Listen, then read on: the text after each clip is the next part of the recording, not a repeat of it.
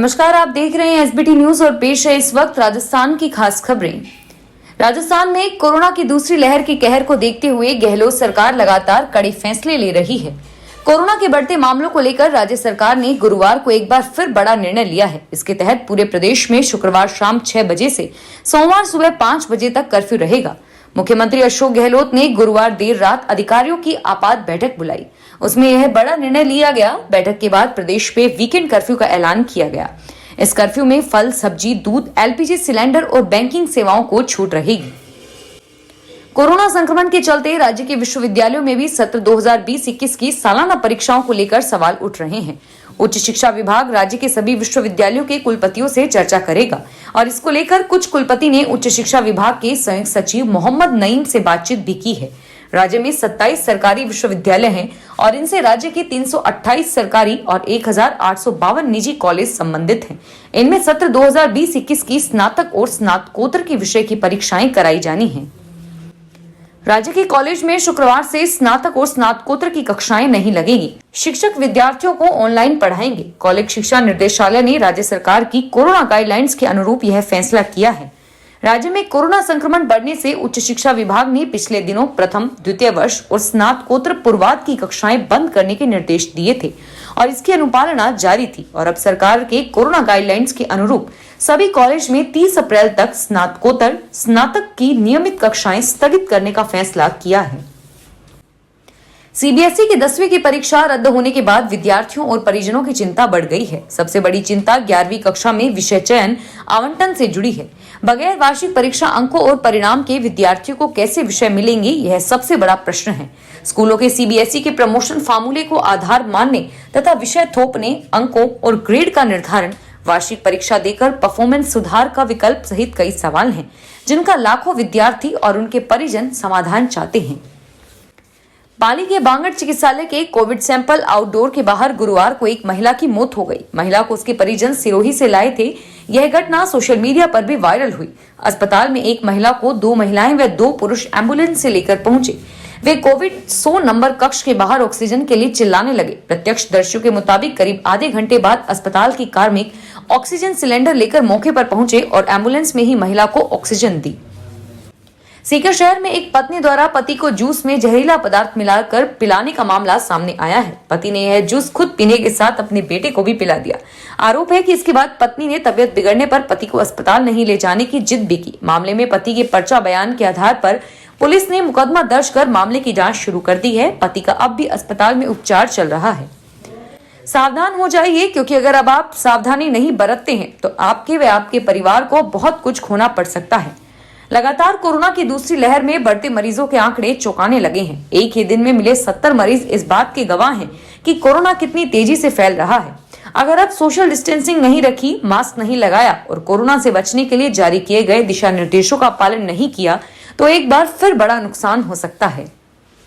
दौसा जिला मुख्यालय के सिंगवाड़ा रोड पर अज्ञात वाहन ने एक बाइक को टक्कर मार दी। इसमें पिता की मौत हो गई और उसके 3 बालक गंभीर रूप से घायल हो गए।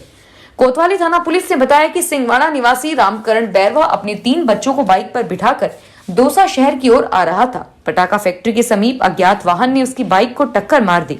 इसमें रामकरण बैरवा, उसका 8 वर्षीय पुत्र नीरज, 12 वर्षीय पुत्र मोहित एवं 13 वर्षीय पुत्र कपिल बैरवा गंभीर रूप से घायल हो गए। Mustard oil production association of India ने सोयाबीन एवं मस्टर्ड ऑयल सीड्स पर नेशनल कमोडिटी एवं डेरिवेटिव एक्सचेंज पर सर्किट लिमिट में शीघ्र ही बदलाव करने की मांग की है। मोपा अध्यक्ष बाबूलाल डाटा व मंत्री कृष्ण कुमार अग्रवाल ने security exchange of board of India को दिए ज्ञापन में कहा कि पिछले साल तक उक्त ऑयल सीड्स के भाव 3500 से 4200 रुपए प्रति क्विंटल के बीच रहे थे और तब एनसीडेक्स पर इनकी सर्किट लिमिट 4% थी। कोरोना के चलते शुक्रवार से कोरोना प्रोटोकॉल के तहत सारी व्यवस्थाएं बदल गई है। कोचिंग स्कूल 30 अप्रैल तक बंद रहेंगे और दुकानें 5 बजे बंद हो जाएगी। जिले भर में कोरोना गाइडलाइन की पालना कराने के लिए प्रशासन सतर्क हो गया है। इस संबंध में गुरुवार को कोटा कलेक्टर ने जिले के सभी उपखंड अधिकारियों, विकास अधिकारियों, तहसीलदारों की बैठक हुई। कलेक्टर ने अधिकारियों को सख्ती की गाइडलाइन की पालना कराने और नहीं मानने वालों के खिलाफ सख्त कार्रवाई करने के निर्देश दिए हैं। सीकर में रेल की टिकट कैंसिल करवाने के लिए रिटायर्ड फौजी ने इंटरनेट से कस्टम केयर के नंबर लेकर फोन किया। इस पर ऑनलाइन ठगी करने वाले ठगों ने उसके एसबीआई खाते से 4.19 लाख 441 रुपए निकाल लिए। पीड़ित ने उद्योगनगर थाने में रिपोर्ट दर्ज कराई है। इसने बताया कि अपने पेटीएम अकाउंट से ऑनलाइन रेल की टिकट बुक कराई थी। कोरोना के बढ़ने के चलते उसने यात्रा कैंसिल कर दी। कोटा में आबकारी विभाग के एक सिपाही सुरेंद्र सिंह को पुलिस ने ब्लैक में शराब बेचते हुए गिरफ्तार किया और वहीं 2 लोग फरार हो गए। आरोपी कुन्हाड़ी में रात में कर्फ्यू के दौरान अवैध रूप से शराब बेच रहा था। उसके पास से 183 पेटी देसी शराब बरामद की गई। आरोपी ने ठेके के पास ही एक मकान में शराब रखी हुई थी। पुलिस ने शराब जब्त कर ली है। मुख्यमंत्री अशोक गहलोत ने कहा कि समय की मांग है कि हम एक बार पुनः सभी एकजुट होकर उसी संकल्प के साथ सभी सावधानियों और सरकार की निर्धारित गाइडलाइन का कड़ाई से पालन करें। हमें यह एहसास है कि थोड़े समय के लिए नागरिकों को कुछ कठिनाइयों का सामना करना पड़ सकता है, परंतु हमें यह नहीं भूलना कि जान है तो जहान है। गहलोत ने आज एक ट्वीट में कहा कि अगर समय रहते कठोर कदम नहीं उठाए गए तो स्थिति दूसरे प्रदेशों जैसी विकट बन सकती है। सभी लोग पूर्व की तरह एकजुटता दिखाएं और एक दूसरे का सहयोग करें। शुक्रवार से सभी स्कूल, कोचिंग और लाइब्रेरी बंद हो गई है। सीबीएसई ने 10वीं के स्टूडेंट्स को प्रमोट कर दिया है। 12वीं की परीक्षा पर फैसला बाद में होगा। जेईई मेंस 27 से 30 अप्रैल तक और नीट 1 अगस्त को प्रस्तावित है। 12वीं की परीक्षाएं टलने की वजह से यह तय है कि दोनों परीक्षाएं भी टाली जाएंगी। एनटीए के डीजी विनीत जोशी का कहना है कि अभी जेईई मेंस को लेकर फैसला नहीं हुआ और अभी स्वास्थ्य मंत्रालय ने 18 अप्रैल को प्रस्तावित नीट पीजी परीक्षा टाल दी है।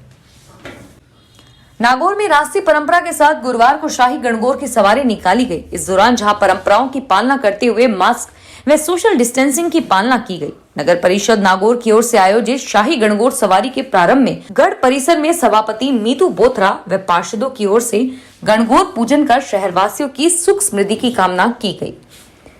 फिलहाल इस बुलेटिन में इतना ही और फिर हाजिर होंगे तमाम बड़ी खबरों के साथ। एसबीटी न्यूज के वीडियो देखने के लिए हमारे चैनल को सब्सक्राइब करें और नोटिफिकेशन पाने के लिए बेल आइकन पर क्लिक करें। धन्यवाद।